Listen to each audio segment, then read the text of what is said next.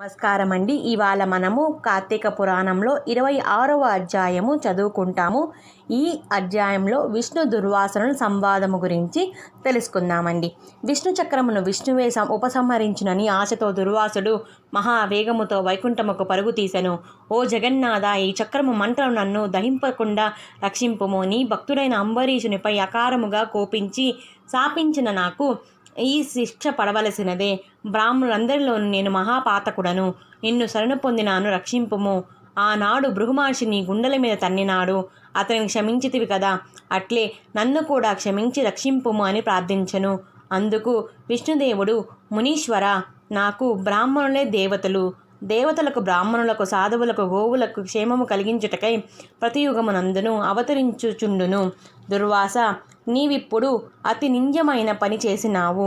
కారణమేమీ లేకుండా అంబరీషుని శపించినావు. అతడు త్రికరణముల చేతను శత్రువుకైనను అపకారము చేయడు. అటువంటి వానిని నీ కోపముతో బెదరగొట్టితివి. భోజనముకు వత్తునని చెప్పి సకాలమునకు రాలేదు. పోని నీవు రాకపోయినను అతని పాలన అనుజ్ఞనిచ్చినావా? అదియూ లేదు. కేవలము జలముతో పాలన చేసిన అతడు ద్వాదశి వ్రతమును సువత్రముగా చేసుకొన్నాడు. జలపానము చేసినంత మాత్రమున తప్పేమున్నది? బ్రహ్మచర్య వ్రతాదులలో ఒకప్పుడు భోజనము నిషిద్ధమైనచో జలపానము శాస్త్ర సమ్మతమైనదే కదా. ఉపవాసము వలన కలిగిన దాహము తీర్చుటకై జలపానము చేయవచ్చును. అందులో దోషమేమున్నది? నీ కోపము అతనిపై చూపుటకు వేరే సందు దొరకక ఇంకొక వంక పెట్టి అతనిని శపించినావు. అతడు సమస్త శాస్త్రములు తెలిసినవాడు. అటు శాస్త్ర విరుద్ధము కాకుండా, ఇటు ద్వాదశి వ్రతభంగము కాకుండా జలముతో పాలన చేసినాడు. నీవు కూడా శ్రాస్త కోవిదువే కదా. నీకంత కోపమెందుకు వచ్చినది? అంబరీషుడు నిన్నెన్నను ఎన్నెన్ని విధములుగా బతిమలాడి ప్రసన్నుని చేసుకొనుటకు ప్రయత్నించెను. నీవు దారికి రాకపోవటచే నన్ను శరణు వేడినాడు. నేను అతని హృదయంలో నిలిచిపోయినాను. ఇంతలో నీవు శాపమిచ్చినావు. ఆ శాపము నాకు తగిలినది. పాపము, అంబరీషుడు నా యందు లగ్నమై మనసుతో నీవు శాపమిచ్చిన సంగతినే గుర్తింపలేకపోయినాడు. విప్రుడైన నీ మాత సత్యము చేసినచో నా భక్తునకు అనర్థము కలుగును. భక్తునికి ప్రేమ చేసినచో విప్రవాక్యం అసత్యమగును. ఏమి చేయుటయో అని ఆలోచించి నీ శాపమునకు నేను గ్రహించి తిని నా భక్తులకు కలిగిన దుఃఖమును నేను నివారింతును. అంబరీషుడు ధర్మాత్ముడు. అది గమనించక నీవతని శాపమిచ్చినావు.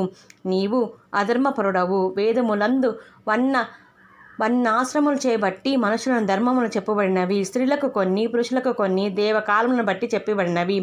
మనుషులకు వానెన్నకు విడనాడకూడదు. వేదములు చెప్పిన ప్రకారము ఏకాదశి నాడు ఉపవాసము, ద్వాదశి నాడు పారణము మానవులకు ఆచరణీయములు.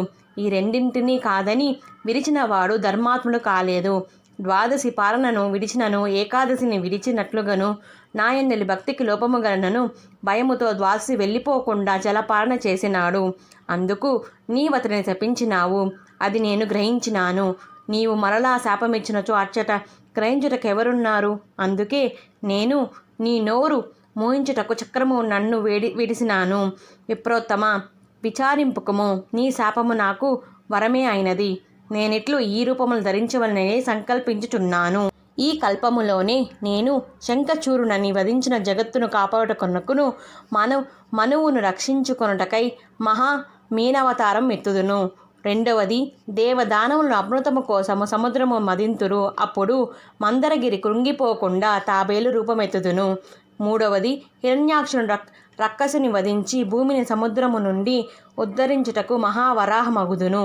నాలుగవది, హిరణ్యకశ్యపుడి దైత్యుని వధించుటకు వికృత ముఖముతో నరసింహుడై అవతరించదును. ఐదవది, 3 లోకమును గెలుచు కోరికతో ఇంద్రుని రాజ్యము కాజేసిన బలిచక్రవర్తిని బంధించుటకై వామనుని అగుడును. ఆరవది, దుష్ట క్షత్రియ నాశనమునకై జమదాగ్ని గర్భమున క్రూరత్వము గల పరశురామునిగా పుట్టెదను. 7వ అవతారము, రావణుడు భార్యను ఎత్తుకొని పోగా ఆమెకై ఆత్మజ్ఞాన శూన్యని వలె ఏడ్చుచు చివరకు రావణ సంహారము చేయు రామవతారం ఎత్తుదును. 8వ అవతారం, యదువంశములో మహాజ్ఞాన సంపన్నుడైన నుండియు గోపికలతో రమించుచు రాజ్యము లేని కృష్ణునిగా పుట్టెదను. 9వ అవతారం, కలియుగమందు షాడంద మతమును వ్యాప్తి చేయుటకై బుద్ధుడను పేరుతో జన్మించదను. 10వ అవతారం.